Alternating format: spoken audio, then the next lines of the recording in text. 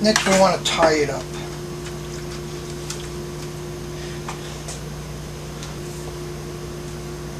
I always begin with a noose at the end. A lot of times when I tie anything up, I start off with a tied loop at the end. Okay, so we're just going to go under the wings.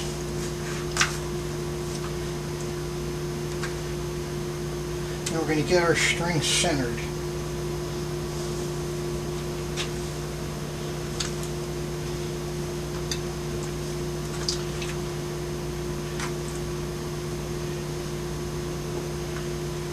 This is how I do it.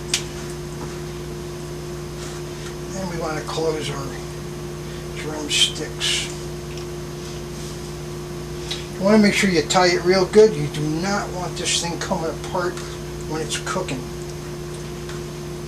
Okay, flip it over. We're centered, so you just flip it over.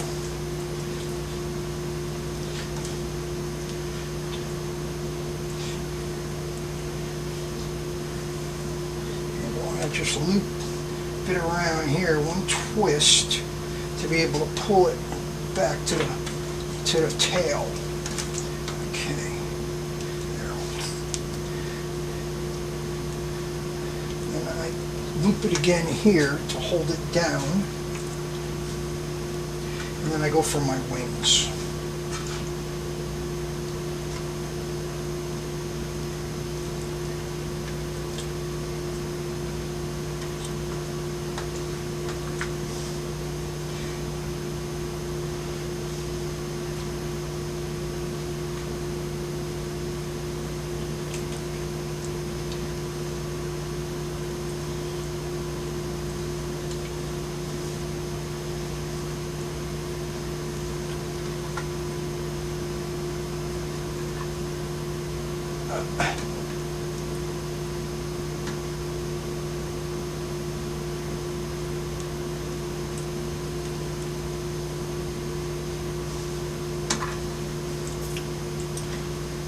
And then I just look for some place to tie it off.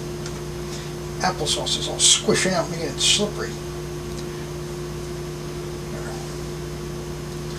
Oh, I forgot to put the onion inside. Dagnabbit. I don't have a way to get in there. Or the bacon. Okay, we're not going to. Okay, there, we're tied up.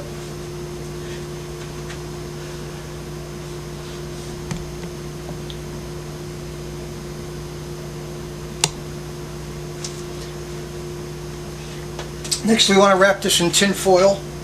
No seasonings, no salt, no pepper. Just like that. Butter, garlic, and sugar.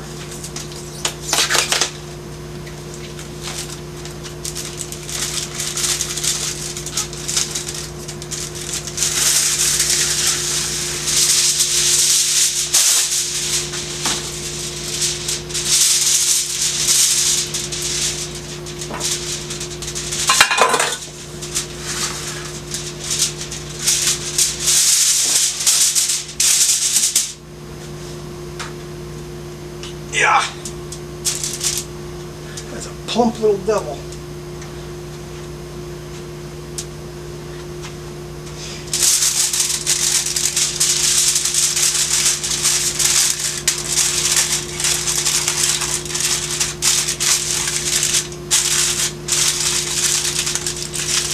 This is going to rotisserie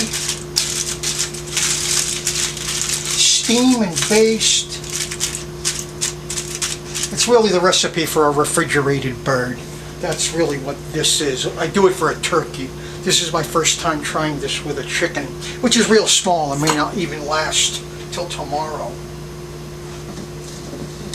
So we got to tie the tin foil on now. So again, make the loop. It's the quickest way I find to even pitch my tents this way.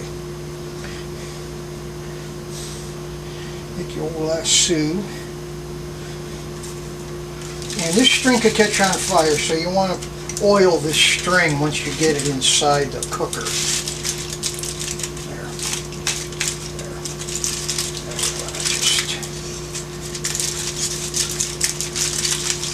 not want this thing coming undone. So you use this first loop. Just tie it off.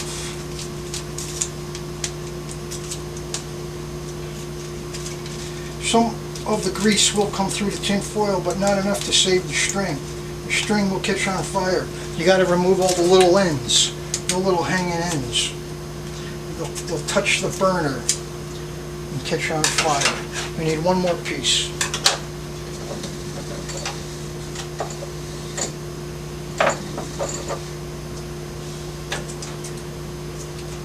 Even doing a 13-pound turkey, it's about 1/4 of an inch from the element, from that heater element. So it's 13 pounds is really the limit in this rotisserie oven.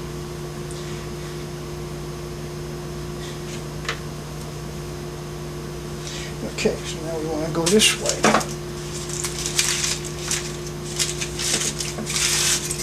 Again, just use that loop.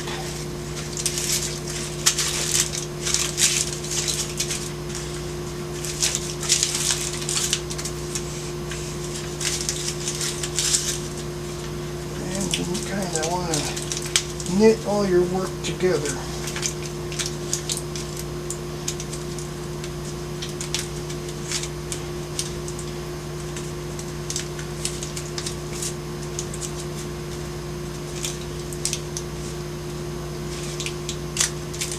Tie it. Just find any place to tie it.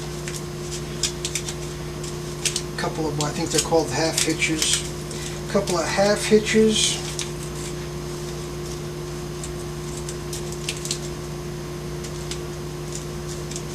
Actually 3 to be safe. And cut off that little loose end or it will catch on fire. Okay.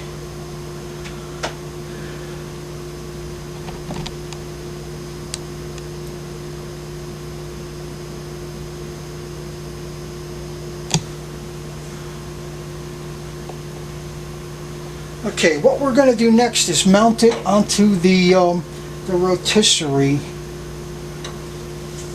Okay, next is to get it mounted.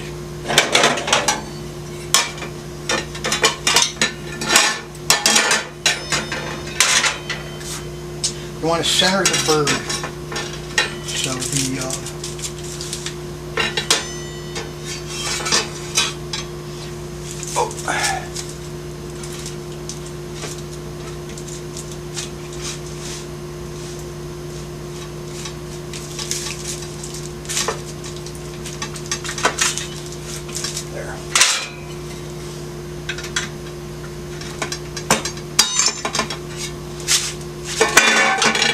in the center,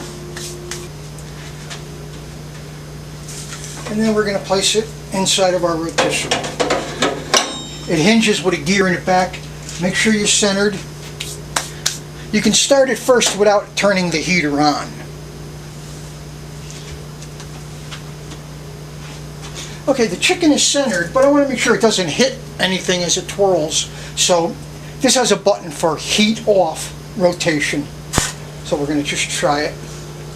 See that nothing hits?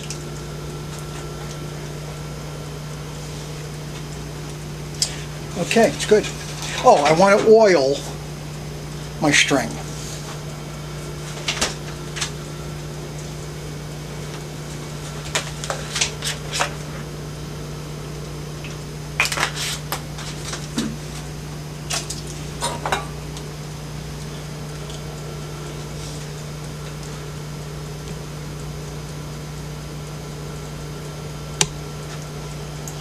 Okay, so we're going to oil our string so it doesn't catch on fire.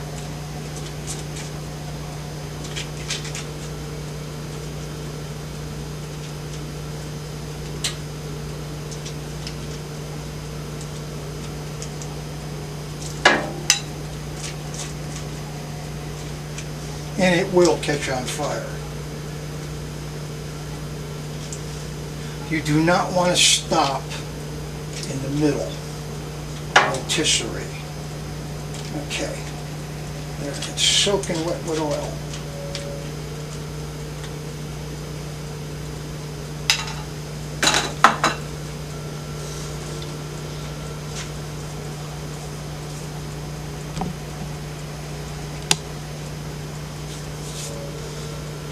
Okay, we close our cover.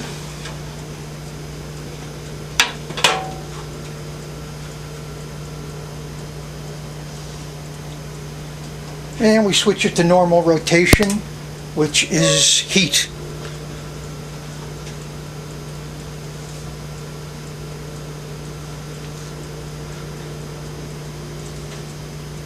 There is a little light inside the oven. Like I said, it's 10 years old. It's got a couple of creaks going, but it's a beautiful little machine.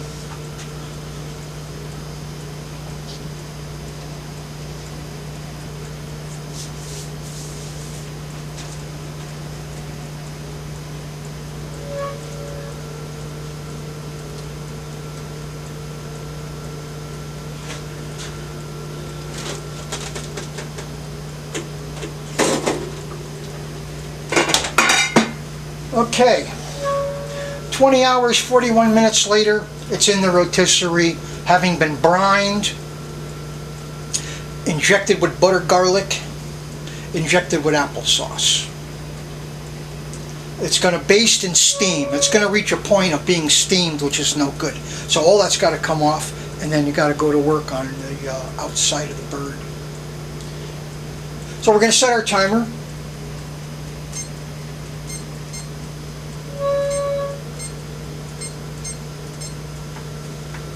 And we're looking at an hour 15 minutes. It should only really be an hour. It might become overcooked. Plus it's hollow. I was going to put onions, raw onion and bacon inside. I forgot. I was thinking about my beer.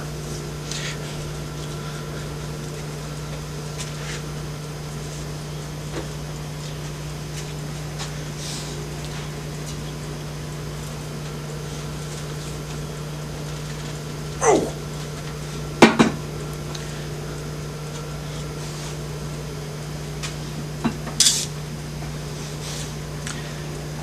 No seasonings, no salt, no pepper. I may do that when the tin foil comes off. I may even barbecue sauce it. Get a little barbecue going. So we're going to be back in about 45 minutes to see how we're doing.